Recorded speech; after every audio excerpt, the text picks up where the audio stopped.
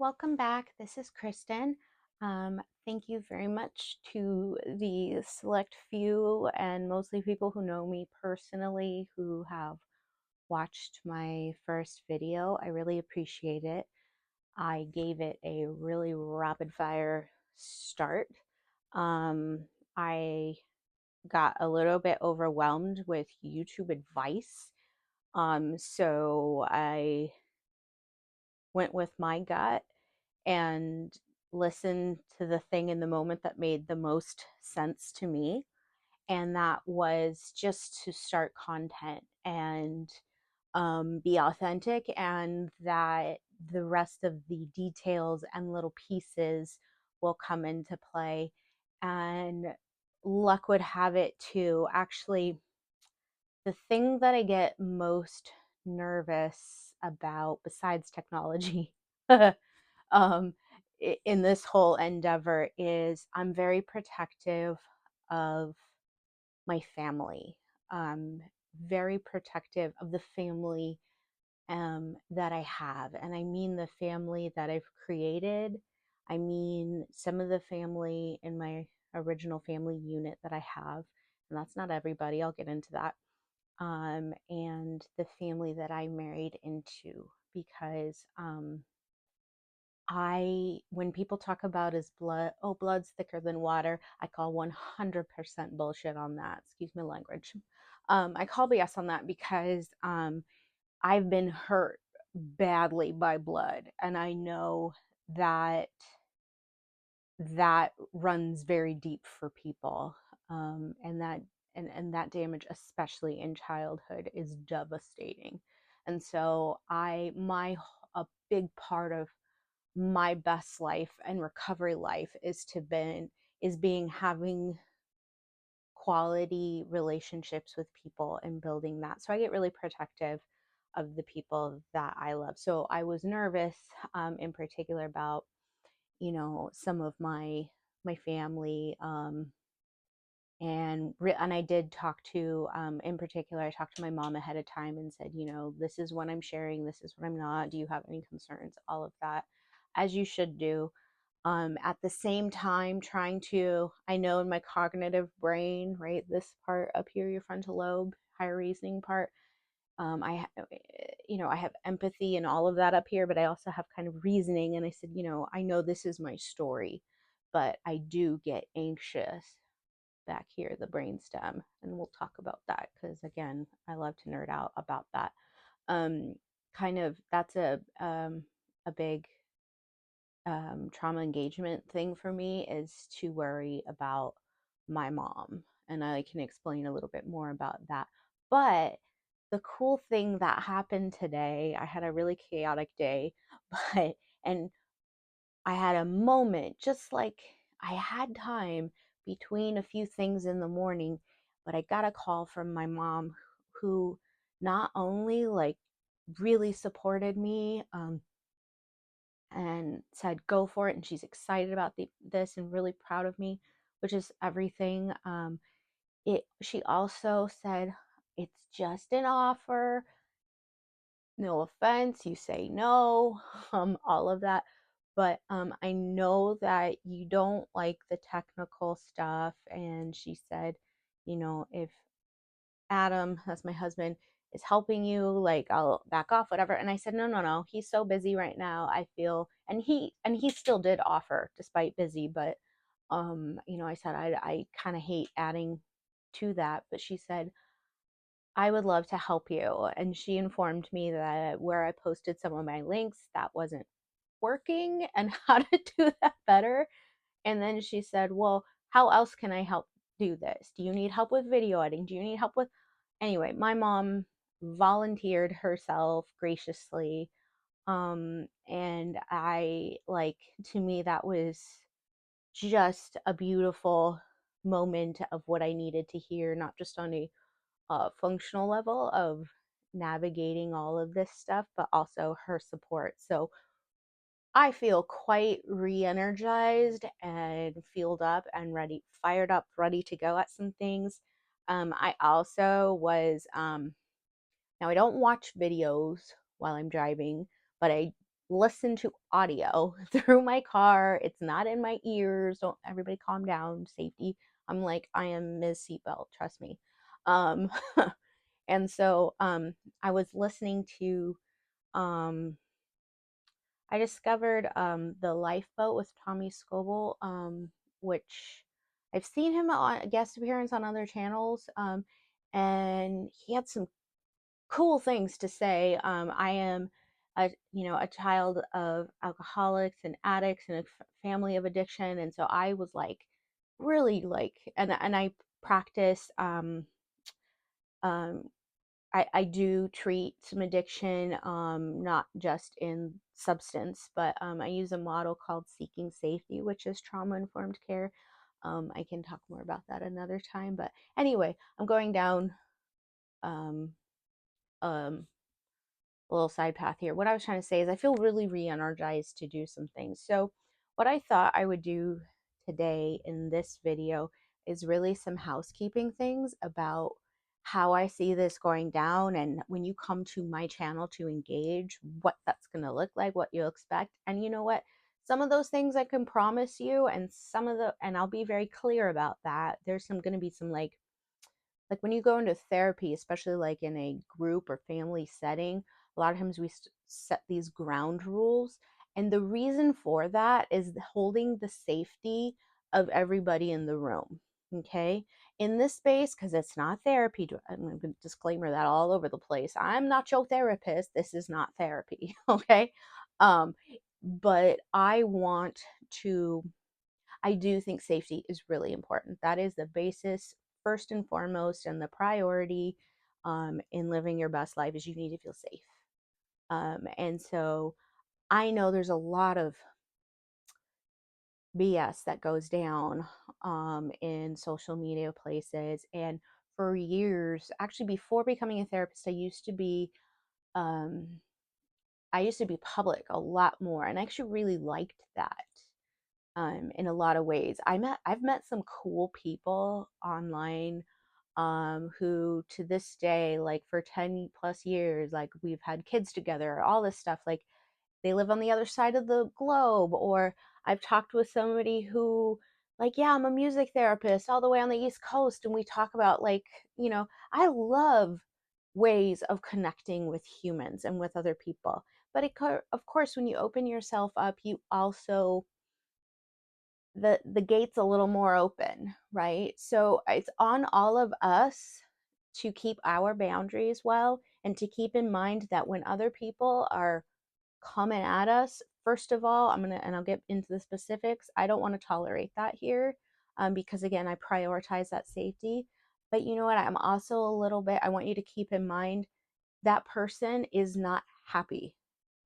That person who goes out and trolls and does all these things, they're not leading a great existence. Something is not right.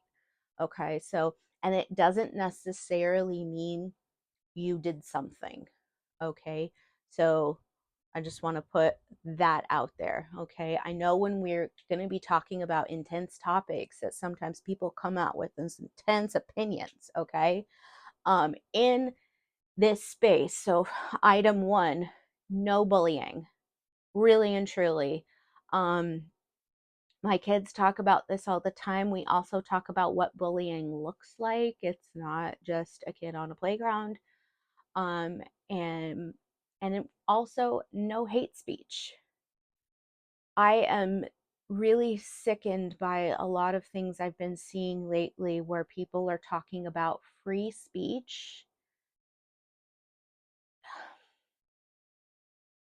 I really, really, really do support free speech. Here I am doing the free speech thing. But here, where I am creating safety, we are not doing hate speech. You cannot talk about a genocide and wiping out an entire race or something bananas like that and say, well, that's someone's opinion about someone else's religion. That no, are you? So you need to be hearing yourself. And ultimately, you can disagree with me, right?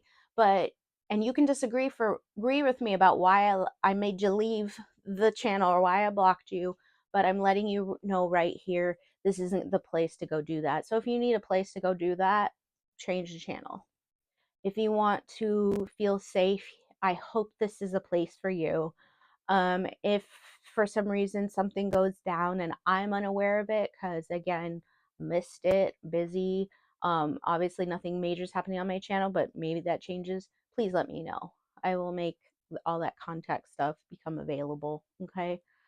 Um, Here's the big one: who someone is, how they live their life, how they identify as a human, right? Um, all their various identities that they carry, what they do, how they find joy. It's not about you. It's not about you. Not about you in the least. When I share my story, it's not about you. May you find points of connection or relatability? Absolutely, because I don't own the whole human experience, right? We all are going to be able to connect with each other in some level. That's why I think it's interesting, because even people who you absolutely cannot stand, you're on opposite ideologies and so many regards, there is probably something, one thing even, the two of you can relate on in some way, even if it's simple as hunger. Okay. Um, so, but it's important to keep in mind, again, not just for your own protection, but checking your own self, right? Ways people get triggered about that. They're just like, no, no, no, absolutely. The only thing that will work, the only way somebody will heal their trauma is to do this, right? The only way somebody can really be heal their sobriety is to do this. No, no, no. That's not I'm very, again, we're going to visit that gray area and exist in it and get comfy in it, get messy in it sometimes, because it's real. This is going to be real talk.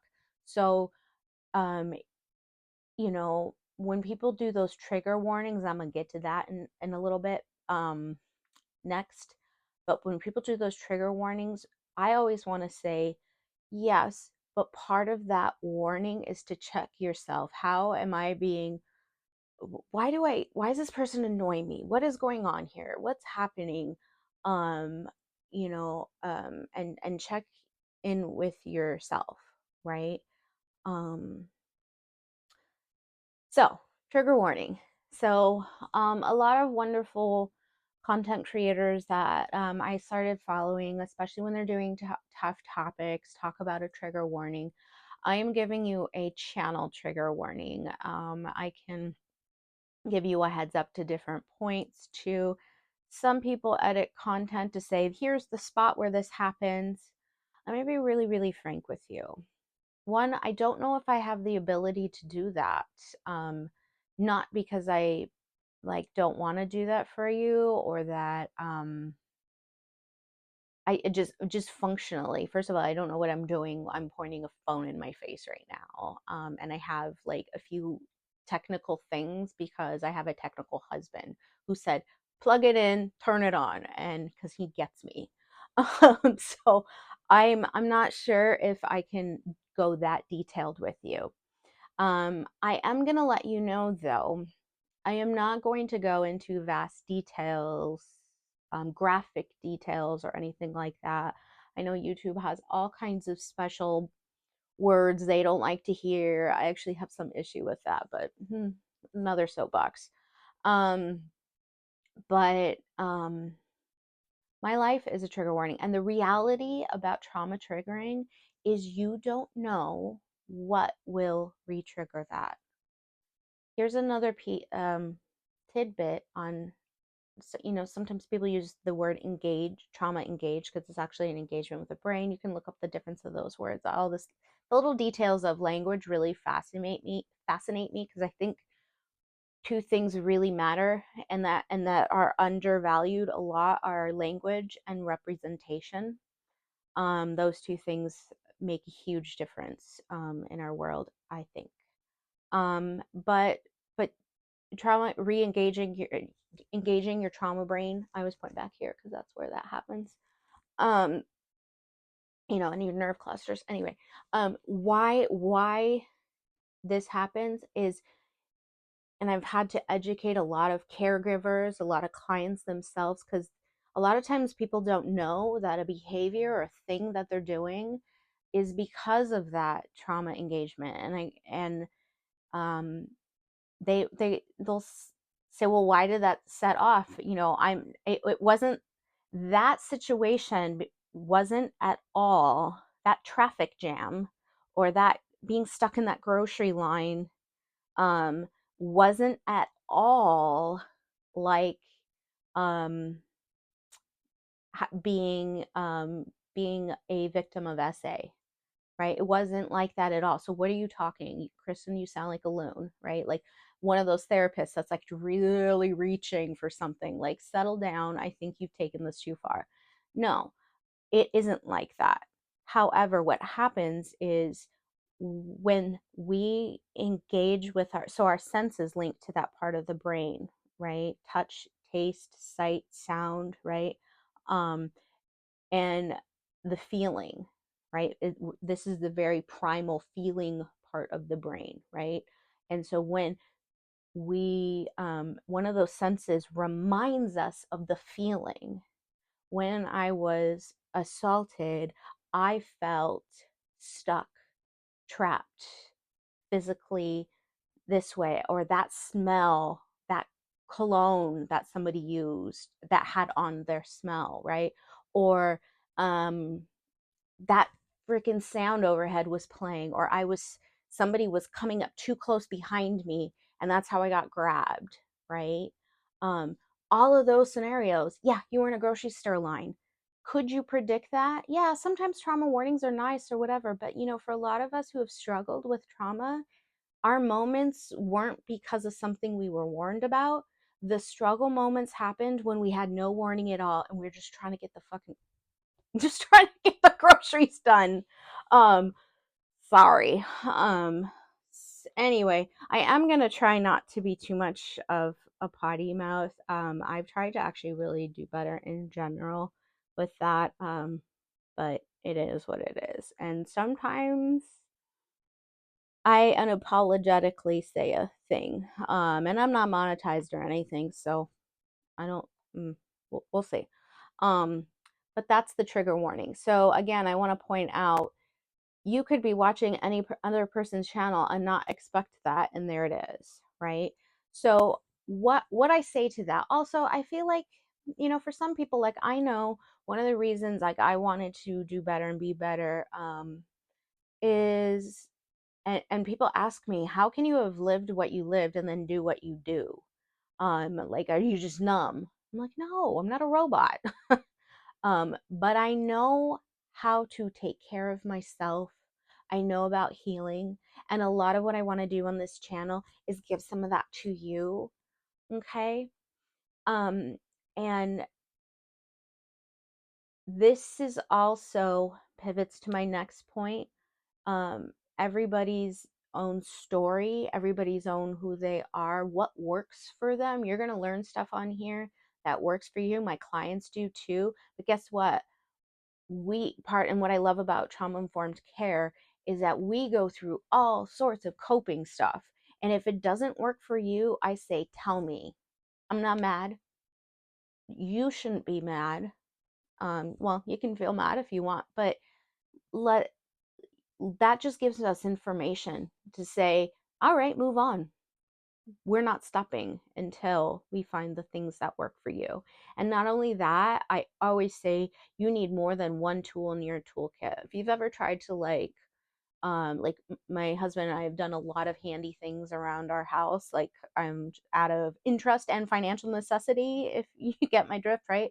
In the Bay Area, space and materials, all of that is a premium. And so we just, like, dive deep into this old house business, right? Anyway, so you would know from building something, if you only had a hammer and a screwdriver, you're really limited, right? But for different situations that come up, right? If you have that wrench, if you have that speed square, if you have measuring tape, if you have a chalk line and a level, and you know what I mean, get my drift? Like, if you have all those things, you do more things, you can do more things, right? And the more you use them, the more you use those tools, the better you are at doing what you do, right? The faster you are. So, you know, um, anyway, that's what I'm getting at with that. Um, about sharing one story. Any person who comes on here, I'm going to be protective of them. I imagine I won't be the only person talking, or at least I hope I won't be in the future, but I'm going to be protectful of whoever comes on here and shares the space with me, shares the space with us, as well as, you folks commenting as best as I possibly can. Now, when somebody shares their story, right, and this is true of in any space situation, and this is trauma informed care, you own your story.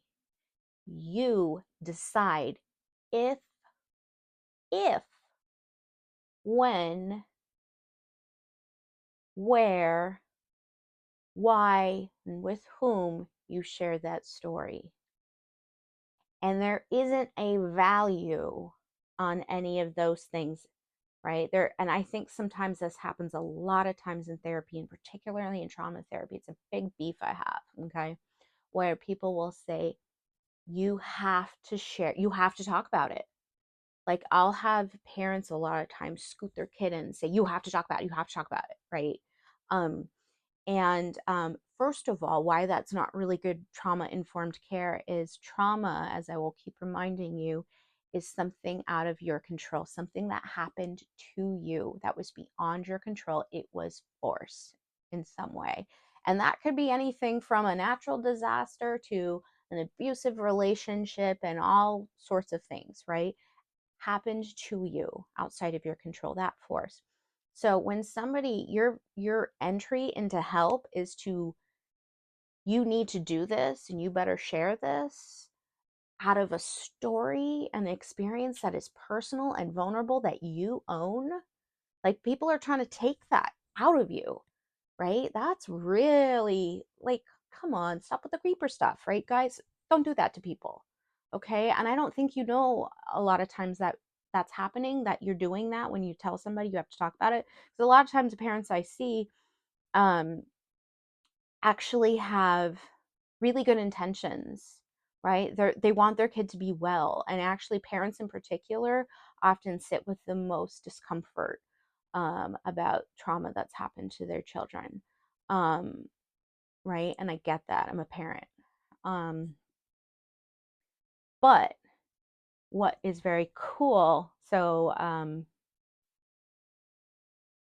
what's very cool about trauma informed care is when you share your story, you own your story, and you don't have to tell all of it. You can change your mind at different points. And in fact, with whom I've shared what information, that has absolutely changed over time, right? I used to not share certain information with friends, and particularly women, because I have not had always the best experiences. Um, in my life right now, that's not true. I have a few people that I'm really like, I could be, my life is in your hands sort of situation, and that's who I would call, right? And I have actually. One of my best friends has literally come to my house, checked on me while I was in anaphylaxis. I will have awesome medical stories for you guys too, because I do have, like, literally, that's my tattoo list, my medical alert tattoo of all of my I have a bunch of incurable diseases, autoimmune, things like that. So, but anyway, yeah, people who you put that vulnerability in really should be your choice, right? That is a very vulnerable place to be with somebody. Okay, so I want to give you another point to make about this whole sharing. Do you have to talk about it scenario? Um, yes, and I told you I'm very research focused. There's good research to say that when somebody processes their trauma, when they talk about it, they do better. However, like, we got to look at like why they do better. What is that process? And actually what happens is, um one, it's because they are processing their trauma. Now, did it necessarily mean they needed to be out with somebody else? Sharing one's story could happen in a lot of ways. It could be that person doing that reflection where that therapist never actually knows. um that could be that first unfolding, right? Let me give you a couple of examples. I once saw a young man who, a teenager who was referred to me, because he had wasn't attending school and had really bad anxiety, and it was just simply referred as really bad anxiety, not attending school. This is, an issue that we're having, right? um, Trauma informed care teaches and trains you to kind of look for a lot of different clues and what, not just what somebody's saying, but how they are, commonalities, all these things. So I had like, it was like red flag city all over. I'm going, So there's different ways. And what happens in trauma informed care is, we always say, I may ask about trauma. You choose to how and if to answer, right? You can say no to me, and that is acceptable, more than acceptable, right? I must listen to your no's, right? Um, so, and that, think of how empowering that was. Trauma was not about somebody listening to you. This is different. Okay.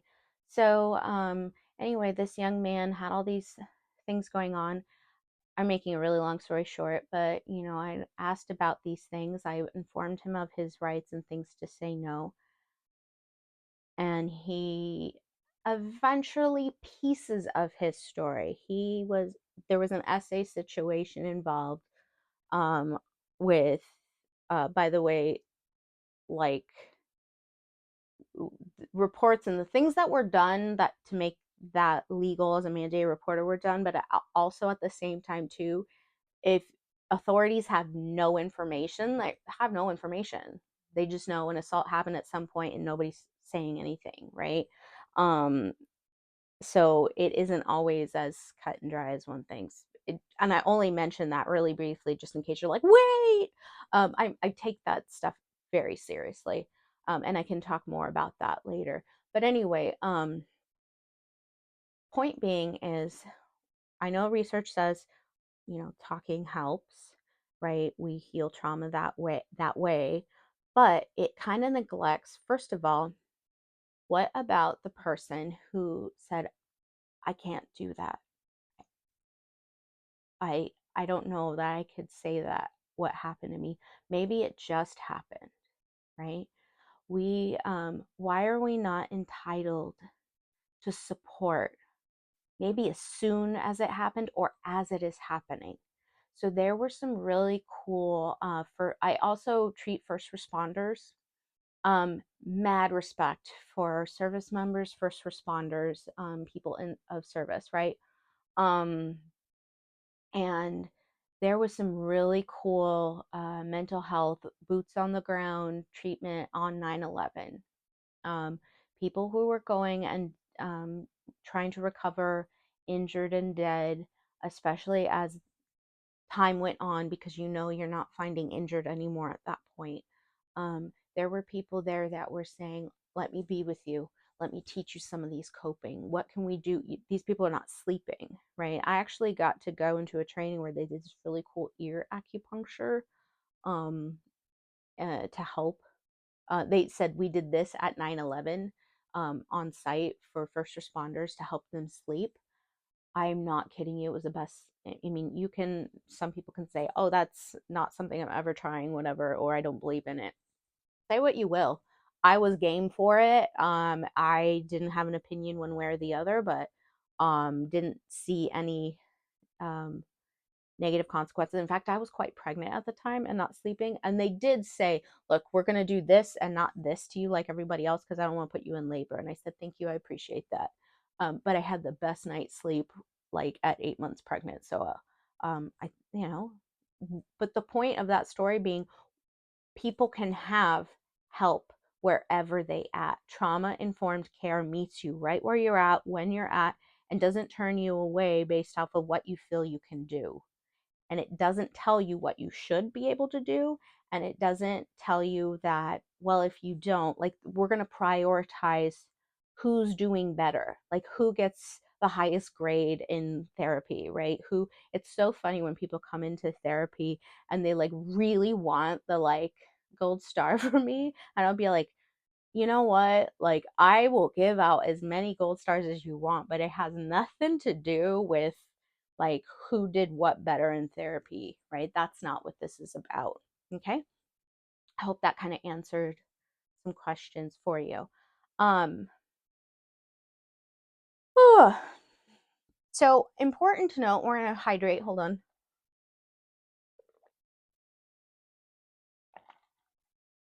So, me sharing my story, that's going to be coming up in next videos. Um, I'm going to give you some tidbits on like how to listen, how to sit with somebody who's doing that. Know that, first of all, listen more than you speak. People who struggle with that, I actually give them an exercise to do a lot of times. I tell them to sit on their hands or do something with their tongue, push their tongue to the roof of their mouth or something, because you're doing something physical to help send a signal to your brain that says, I am in listening mode, right? I have excuse me, I have parents of teenagers. I could have them do that a lot because it is really hard to listen to teenagers sometimes if you're a parent, because your brain is freaking out, especially with what they're telling you, and you're like, oh my god, don't do that, oh my god, oh my god, oh my right? So it actually, and the teenager actually is going to be way better served with you listening more than you speak. So anyway, same with survivors. You're listening more than you're speaking, okay? A lot of times people who hear these stories, we get uncomfortable, and I want to honor that, guys. Sometimes when you hear somebody's story, it is icky, right? I've been like listening and reading and educating a lot, myself a lot about a lot of the plains communities, Mennonites, Amish, that sort of thing, and just like, oh, like, oh, I hear a lot of things, and there are some things in there that I felt it physically, right? It's heavy. And so when people get uncomfortable, especially if they're not used to it or that's not their experience, that they're used to it, um, they don't, and because we're, as a culture, we do tons of trauma to each other, but we are not there for each other in general terms. We're not there for each other. We're not a trauma informed society. We're a trauma creating society. Okay. And I really actually mean that on a global level. Humanity, we got a lot of ways to go. Okay. Um, so what's my point? Um, yeah, it's okay to be that not sure what to say. Um, if you have a question for somebody or you're not sure what to say, it is okay to ask, right? But bear in mind a few things, right? If it's something about like an experience or an identity that you don't understand, particularly if it's marginalized, right? Um, don't make that person, don't expect that person, first of all, to answer you. They may say, it's, and I'm telling you, as the person who's telling the story, it's more than okay to say, can you Google that for me? Like, can you, I think I'm just not gonna, I can't, right? Or I'm not gonna, I can't answer that, right? That is okay, right? So I am a queer woman who is a survivor, chronically ill and disabled. Disabled looks a lot of different ways. Right, but like, I don't have to be the spokesperson and the educator all the time for those things if I don't want to. Sometimes I do, but I'm choosing to. So if you're listening to somebody's story and you have a question, because I'm really hoping we answer questions on this channel, um, you know, I'm always inviting the person, you don't have to answer that, or offload it to, could you please go educate yourself about that? Sometimes I might direct people to where they can go do that, but that's not my job as that person in that body. Does that make sense? Hopefully it does. Okay. Um, hmm.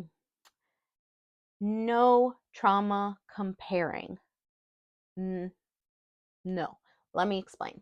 So a lot of times, so I've run like survivor healing groups, like SA, childhood, all that, different groups in general, but that like tends to be a thing I do a lot or have done. It's been a hot minute for me. Pandemic group stuff didn't really exist very much.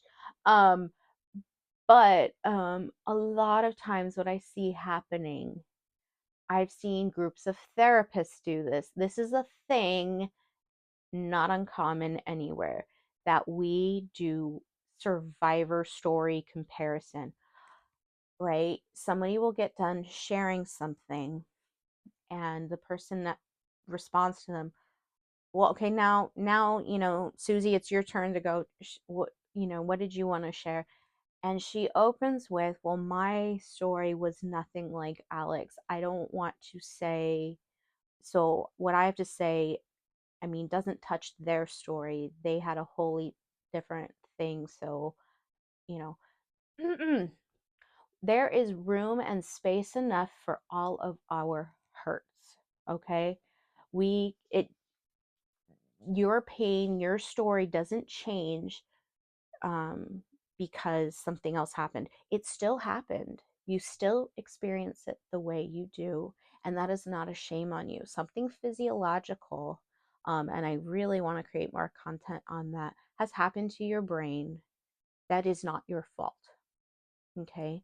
And it happened to somebody else's brain in their own way, also not their fault. And you know what? Both of those things happened. We don't have to pick one. Trauma doesn't work like that. There's an abundance of it, unfortunately. That means we all can sit with it with each other. Um, your own, and the other issue about that is I want people to own their own experience, even their own trauma, right? Own your pain, right? You don't get to saying you have pain because of something. Owning your story and your pain is self-compassion. um like I always say to people, don't tell children not to cry. Don't cry, don't cry, don't cry, right? Well, something hurt, something's going on. I got you. I'm here, right? um Sends an interesting message when we say don't cry. Okay, so self-compassion, that hurt you, that's enough. Okay. Your own, owning your own victories. Again, like I said, I was watching the Lifeboat, and one of the things Tommy had talked about is owning your own recovery. Why we make and I fully agree with this. I am not knocking a 12-step model. That works for you, that keeps you in your best life. You do you. I personally, and like I'll have clients who are in a program if that works for them, but the things that I do are not abstinence only and not 12-step models. And I can go more into that and why. Um, but I tend to do trauma focused, trauma informed recovery.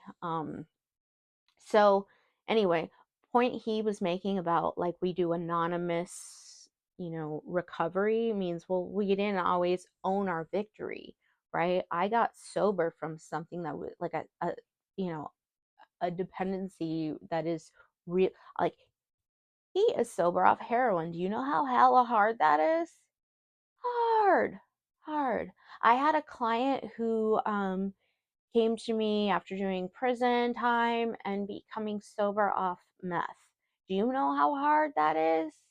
And I told him the first time I met him, I said, I have to give you mad respect for being here, how you are, being a college student after being in prison and being clean this many years off meth. My hat's off to you. So own your story. So the fact that, and there's so many moments in our family where people have gone through really horrible trauma, but we've also done really amazing things. And it's not because we're lucky, right? And it's because we are badass, because we were hell bent on healing and we didn't give up. So that's what I want to say to you about that. Um,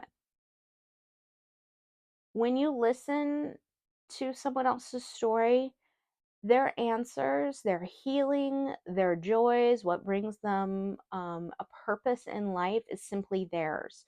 The next series I'm going to go into, talking about my story, I'm also going to be weaving religion into that, because I feel like if my part of my goal is to bring some authentic humanity to myself as a therapist, for people building those bridges of trust where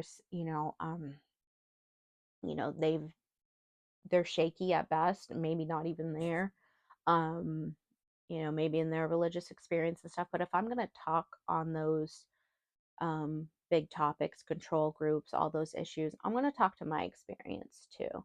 And I actually are really, my intention in doing that is so you can see, yeah, there's absolutely differences in our experiences. We are all going to have that. And no, I didn't have a cult, but you know what? Culty is everywhere. We all have cults in us in some way or another. And I know people get really intensely protective of the things that they value, including their religion. But I want you to know that when someone is sharing their own story about their experience, it does not mean your thing that is important to you, or that they are trying to, you know, poop in your pool, right? They're not trying to, like, squash what is important to you. They're sharing their story. So keep that in mind. Lastly, talking about my sharing my story specifically. Okay, this video is a little bit longer than I intended, but I'm a talker, and so I'm trying. I spoke of a lot of gray area, and that's gonna keep coming up and keep coming up, that I live in the gray area, right? Privacy is one of those issues where, um, if you've been existing after a certain point, or somewhat out, for a non-technical person, I'm actually fairly internet, socially media, like, savvy, understanding things. Like I said, I like connecting globally with the world, with events, with things that are going on, even media. So like I like watching a lot of British TV media anyway. So we're not as private as we think we are. You can find out a lot of information, just easy to do. Okay. There are cameras everywhere. Everybody's got a pass, like, things come up. Um, at the same time, yeah, like I said, it's a gray area what you're doing. So like I said, I'm owning my story. Um, I'm not sharing everything with you. Know that right off. I may share more different details, but that's up to me to decide. Um, you're not getting all of it here. That's not what I'm doing here. And a lot of people who've gone on YouTube and shared their stories have even said that. Like, no, this isn't all the information. You don't get to know all of it. Um, and same with anybody who comes on here. We don't have that. I do not have that expectation that you've got to tell me everything. Okay. Um, a lot of times when we're sharing our trauma stories, people who are listening go, "Oh my God, are you okay? That sounds horrible." Oh, and they worry on our behalf. That is another listening skill you can kind of tone down. I am sharing my story because I'm okay. I'm okay with it, right? There's this really cool saying, some really powerful women have said this, right? That your voice can quake while you are speaking your truth, that you can speak your truth, right? So even at moments there might be, wow, yeah, this is hard, but know that I'm not broken. Know that I am in a place of healing, and I will do the things for myself, all the coping that I know how to do. I've got supports. I've got people. I don't need you guys to be my people. I don't get me wrong. I supportive comment, love bomb me all day. Like, and again, I like to give you gold stars, but you don't have to do too much to earn that, guys. I like to just give it. So, yeah, I'm doing it because I'm okay, really. Um, I also intend to do it because I like to be of service. There's something you you should keep in mind as a healer. Now, there's an interesting statistic that says that people in mental health out diagnose or have more diagnoses to their client, 3 to 1. That's a ratio, and the more education they have, um, the higher that goes. So I like to say that when we point out, like, oh yeah, therapists don't have any, you know, thing going on. No, not true. But it speaks very realistically that a lot of people get into this work, get into it because something has happened and it became their why, it became their fire and their passion. Now, do I wish and do I hope? Yeah, if we're going to get into this, we need to do a lot more trauma informed, self reflective care. Absolutely. In fact, on licensing exams and stuff, at least in California, we have all this stuff that says, should you be doing your own therapy? Yeah, highly recommended, right? There's even talk about should it be mandated? Again, it kind of goes against that trauma informed grain. But if this is your stuff and you're going to be available to other people, know that triggering and all these things are happening. So, what I'm saying is, I look to that and I look to myself, and I want you to know that. Okay? Um, Privacy too. I am not going to share info about other people without, I'm not going to share that information about other people while using their ID without their permission. I will not speak for anybody else. And I um, won't talk about everything, right? So a lot of my story, because like I said in the last video, is a lot of relational trauma, family history things. Like these people are still out there. Only very few people have died or whatever. And some of the people are still in my life, and some of the people are not in my life, but I still love them. I know that's really complicated, and we'll go more into that. But my intention is not to harm anybody, but I can't not speak on some things to tell my story. But I'm trying to do that in a very um, intentional, methodical, respectful way where I am sharing my thing without going into the area of that particular person or speaking for their experience, right? Or sort of outing them and being like, there they are. That's them. That was my abuser, by the way. That's where they are. That's where they live there. Now, again, I get it. Like, someone wants to do a deep dive into somebody, get a PI involved. They're like, first of all, really? I don't think I'm that interesting, but so I get that. But I'm not going to be the one holding up all the flashlights and saying, yeah, attack. It's not happening here. Okay. Anyway, that was my housekeeping area. For a little fun, just to close, I kind of plan to share some um, when as an attempt to humanize. When I have more people in the chat and I do lives and stuff, I really like to hear from you all. Nobody's here. Crickets. But when there are people, I would love to hear all about who you are and ask you funny or just like tell me something interesting about yourself. So I'm gonna do that first always, and so I'm gonna tell you something weird or interesting about myself. You see me kind of like petting and stroking something. I don't want to show it to you, but that is the that sounded really weird. This is what I sorry, I'm so tired right now. Anyway, this is what I was talking about, what I was doing. This is a croissant. Can you tell? Croissant, right? So buttery, so flaky. It's nice and soft and squishy. Anyway, why the croissant? Okay. I am a huge fan of Bake Off. Um, the original series is the Great British Bake Off, Paul Hollywood. Mary Berry was the OG. It's now Prue Leith. Anyway, huge fan, but I'm also a huge fan of Bake Off globally. And so I watched the Great Canadian Baking Show. So on, I think it was this past season, maybe it was the season before. I watch all of them. Um, a woman on there, one of the competitors made, it's a baking show if you're unfamiliar, but anyway, it's pretty popular. I think people know what it is. But one of the bakers made out of like fondant, the little modeling stuff you use on cakes a lot of times, a little croissant on there. It was so adorable. It had a little smiley face and everything. And she said, "This is my emotional support croissant." And she named it Bruno after one of the judges. Um, and I'm watching this with my husband, and I said, "Oh, I need an emotional support croissant."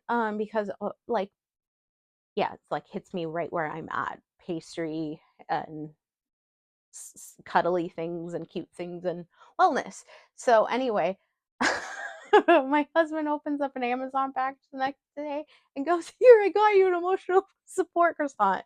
So I really, really love this thing, and I named him Bruno.